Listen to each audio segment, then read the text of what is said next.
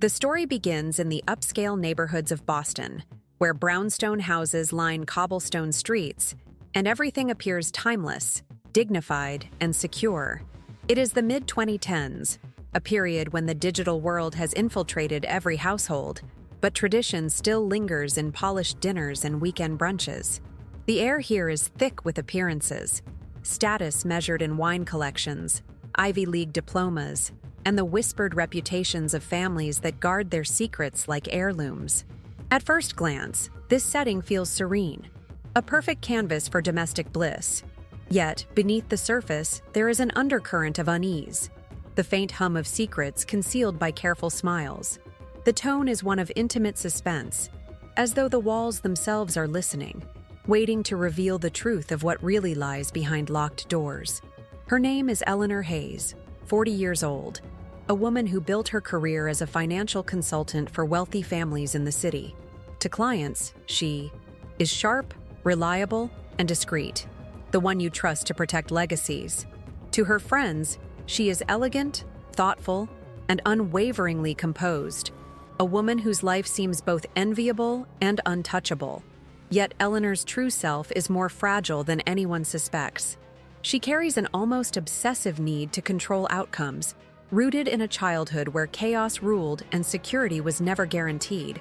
That need makes her cling too tightly to the illusion of stability in her marriage. Her vulnerability is not naivete, but denial, the refusal to see cracks in the life she has built. Her transformation will be subtle, yet profound. From the woman who hides behind control to the one who learns power lies in letting go. Her marriage to Richard Hayes has lasted nearly 16 years. Richard, a high-powered surgeon with an impeccable reputation, is admired for his dedication, charisma, and brilliance in the operating room.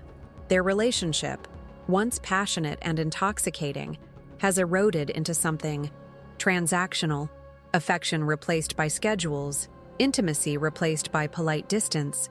Eleanor senses his withdrawal in the quiet spaces, the dinners cut short, the conversations left unfinished, the coldness of their bed. Yet she tells herself it's simply the nature of marriage, that work and stress are to blame. It is easier to polish the surface than admit the foundation is crumbling. But then comes the first undeniable fracture. A credit card charge for a hotel she's never visited, disguised clumsily under conference expenses. That single detail unlocks a cascade of realizations Eleanor can no longer ignore. Richard's betrayal unfolds like a shadow she cannot unsee. The woman is Isabel Monroe, 31, an ambitious art curator who moves through Boston's cultural circles with charm and confidence. Isabel is not just younger, she is hungry, clever, and unapologetically bold. Everything Eleanor once was, but buried beneath years of restraint. Together, Richard and Isabel weave a bond that is more than lust. It is an attempt to rewrite their identities, to feel alive against the dullness of responsibility. Their affair thrives on secrecy, whispered plans, and the thrill of stolen time. To Eleanor, their dynamic becomes painfully clear. Richard feeds Isabel's hunger for status, while Isabel feeds Richard's hunger for youth. It is not love. It is an illusion, yet an illusion so strong it threatens to devour the life Eleanor has spent decades curating with precision. When Eleanor first pieces together the truth, her instinct is not to confront, but to retreat into silence. She has lived too long mastering control to allow rage to dictate her actions. Instead, she becomes an observer, watching Richard's patterns with the precision of an auditor balancing accounts. His late arrivals, his sudden bursts of generosity, the perfume faint on his clothes, all details she collects like evidence. But unlike other women who dream of exposing their husbands in fiery scenes, Eleanor harbors no desire for public humiliation. What she seeks is clarity, not spectacle. She refuses to let her story become gossip traded over brunch tables. Instead, she sharpens her mind, preparing not to destroy Richard in front of others, but to dismantle his power in silence, step by step. Her first steps are quiet, but deliberate. Eleanor begins to restructure their finances, a skill Richard has never questioned because she has always managed the household accounts. She shifts funds, creates trusts, and separates assets under the guise of long-term planning. At the same time, she strengthens her network subtly, reconnecting with clients, lawyers, and old friends without raising suspicion. Each move is invisible to Richard, who remains too blinded by his own arrogance to notice the walls closing in. What Eleanor is building is not revenge. It is escape. She refuses to let him control her future, her stability, or her sense of self. This is not about exposing betrayal. It is about ensuring that when she walks away, she does so untethered, her freedom intact, leaving Richard with nothing but the wreckage of his own choices. At night, Eleanor writes. Her journal is not a diary of longing, but a ledger of awakening, each page filled with reflections that strip away denial. Power is not in proving, she notes one evening. It is in leaving. Writing becomes her confessional, her strategy, her weapon. She uses words not to cling, but to release, peeling away the layers of illusion she once built around Richard. For the first time, she sees him clearly, not as the man she married, but as the man he has become, entitled, careless, and weak in his pursuit of validation. With each entry, her fear lessens. Betrayal, she realizes, is not the end of her story, but the catalyst for her rebirth. Her silence is no longer weakness. It is her strength, her shield against the noise of destruction. The duality of Eleanor's life grows sharper with each passing week. By day, she is still the poised consultant, advising families on how to protect their wealth, sipping coffee in sleek offices while discussing futures. By night, she becomes the architect of her own escape, mapping out the dismantling of her marriage as carefully as if it were one of her clients' portfolios. Richard notices nothing. If anything, he seems more distant, more careless, as though convinced his charm makes him untouchable. He underestimates Eleanor, assuming her silence is ignorance. What he does not realize is that she has transformed that silence into armor, hiding her resolve beneath her calm exterior. The woman he believes dependent on him is gone, replaced by one who has already begun to detach, one who no longer needs his approval or presence. Isabel, though, is more perceptive than Richard. Eleanor notices it during a gallery opening where their paths cross by chance. Isabel watches Eleanor with a quiet intensity, as though trying to measure the depth of her composure. Their exchange is brief, polite words, practiced smiles, but in that moment, Eleanor senses Isabel's awareness. Unlike Richard, Isabel does not underestimate her. She sees the threat Eleanor poses, not in anger or confrontation, but in control. It unsettles her. For all of Isabel's youth and boldness, there is an unease in her eyes, the kind of unease that comes from realizing you've stepped into a game you don't fully understand. That encounter cements Eleanor's strategy. She doesn't need to expose them. She only needs to let them reveal themselves, to let their illusions collapse under their own weight. The more Eleanor observes, the more she understands the fragile nature of their affair. Richard is reckless with Isabel, generous in ways that reek of desperation. Lavish gifts, whispered promises, impulsive plans, all signs of a man trying to recapture something already lost. Isabel plays along, but Eleanor sees the cracks in her patience. Isabel doesn't want just passion. She wants position, security, the life Eleanor has built. That realization is almost liberating. Isabel doesn't want Richard alone. She wants everything Eleanor has sacrificed for years to maintain. And yet, Eleanor knows she will never truly have it, because it was never about Richard. It was about her own need to feel chosen. Watching them is no longer painful. It is clarifying. Eleanor sees now that she has something neither of them can manufacture: self-control. Instead of confrontation, Eleanor chooses precision. She begins transferring assets discreetly, securing accounts under her name, and creating financial structures Richard cannot touch. She hires an attorney under the guise of estate planning, knowing every move she makes is shielded by confidentiality. What she is building is not a case to expose him, but a pathway to freedom.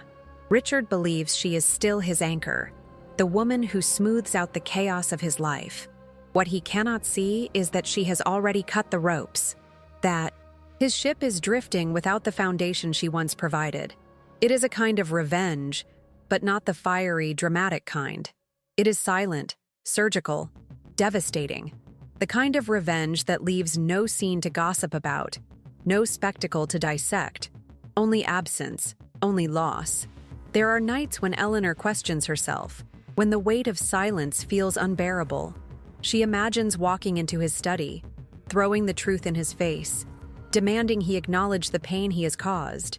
But then she breathes, steadies herself, and remembers why she refuses. Confrontation would give him power.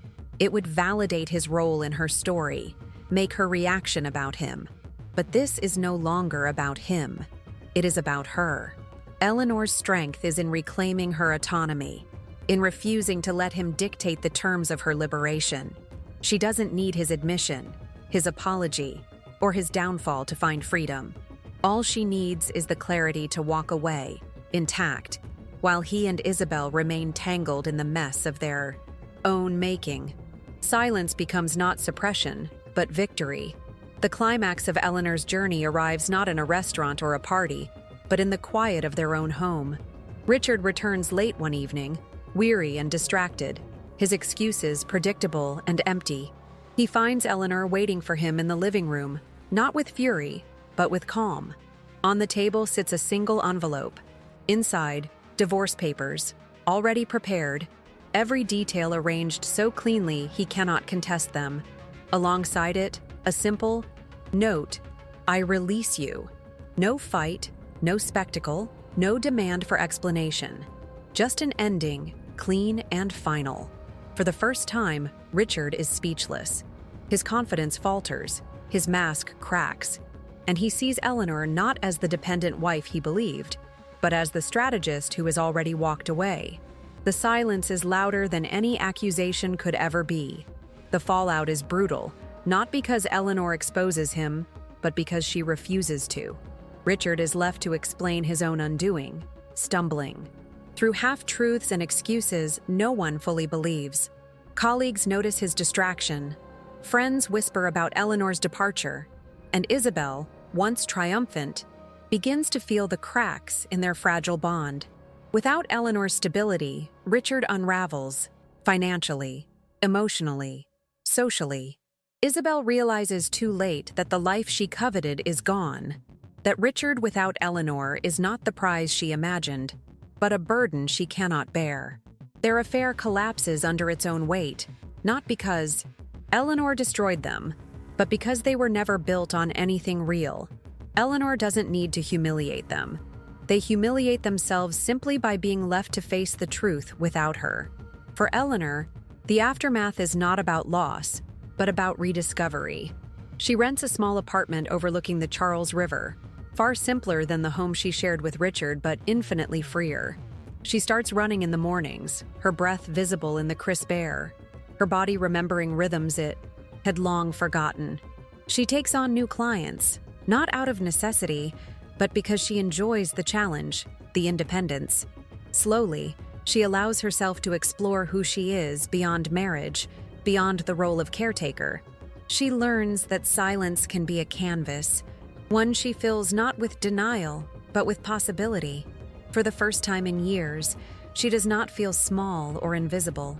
She feels expansive, unshackled, alive. The story closes with Eleanor's voice, intimate and confessional, written as if, in her journal, I thought the greatest revenge would be exposing him, but I was wrong. The greatest revenge was leaving in silence, letting him face the ruins of his own choices, while I stepped into a life untouched by his lies. Power is not in proving, it is in walking away. And then, with a quiet invitation, she turns outward. Sometimes the loudest revenge is silence. But tell me, would you have the strength to walk away without a word? If my story resonates, share your thoughts below and subscribe, because some truths, once faced, can change everything. In the weeks following her departure, Eleanor embraces a rhythm of solitude that feels less like loneliness and more like healing. She spends afternoons in small cafes, sketching plans for projects she once put aside, projects that carry her signature rather than Richard's shadow. Friends who had long admired her quiet strength begin to see her anew, not as the wife of a powerful man, but as a woman who carved her own path out of silence. Their admiration is different now, rooted not in sympathy, but in respect. Eleanor realizes that she does not need to rebuild her life from ruins, because she never truly lost herself. She had been buried, muted, but never gone. Every day she steps further into the clarity she fought to claim, her silence now an anthem rather than a cage. Meanwhile, Richard and Isabel sink deeper into the consequences Eleanor never had to orchestrate. His once flawless reputation suffers as colleagues whisper about his unraveling focus. Business meetings end in awkward silences. Investors pull away, and the charm that once carried him falters. Isabel, faced with the reality of a man undone by his own choices, begins to resent the weight of what she thought she wanted.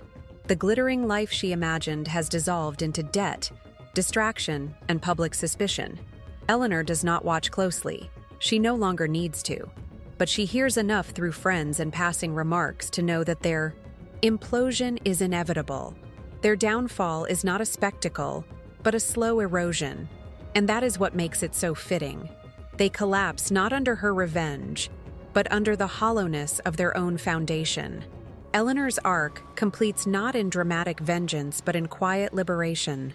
She rediscovers old passions, reading late into the night, painting, hosting small gatherings with people who see her for herself. In one tender moment, she meets a stranger at a bookstore, someone who asks about the novel in her hands rather than the ring on her finger.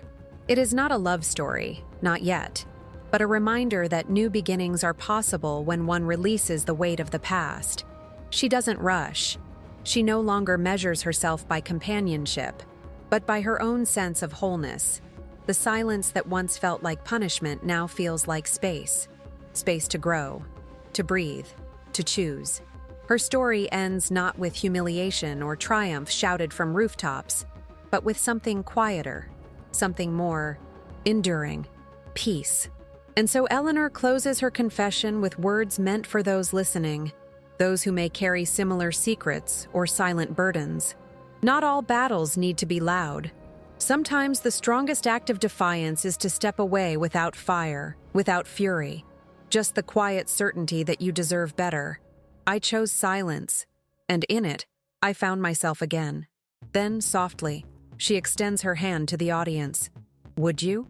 If my story touched something in you, share your thoughts in the comments and subscribe, because there are truths we discover only in silence, and together we can give them a voice.